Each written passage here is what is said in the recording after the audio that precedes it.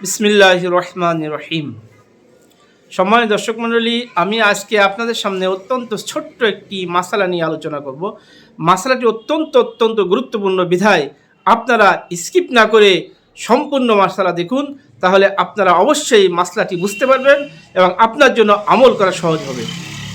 আজকের মাসালাটি হলো, কোনো মুসলমান অ্যাক্সিডেন্ট করে যদি মৃত্যুবরণ করে তাহলে তাকে শহীদ বলা যাবে কি না।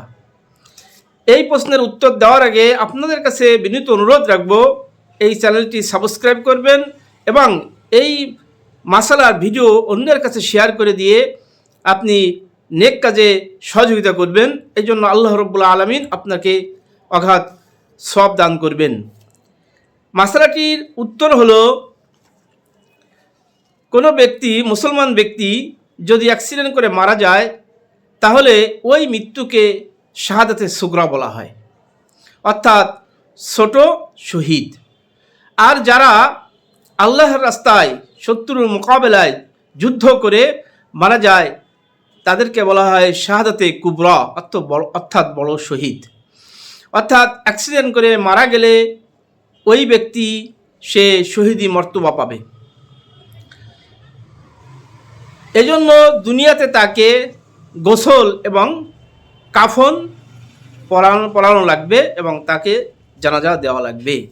সম্মানিত দর্শক, আমি প্রত্যেকটি মাসালার নির্ভরযোগ্য কিতাব থেকে তথ্যসূত্র উল্লেখ করে থাকি।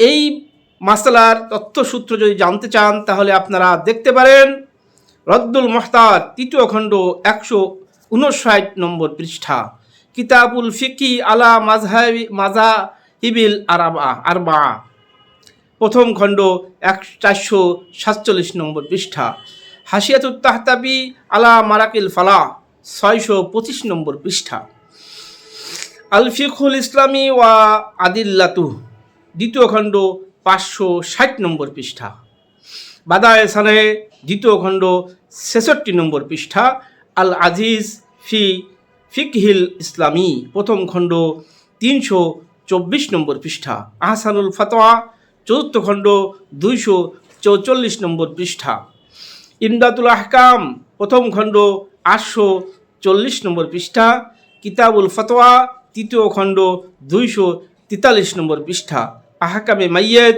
188 নম্বর পৃষ্ঠা।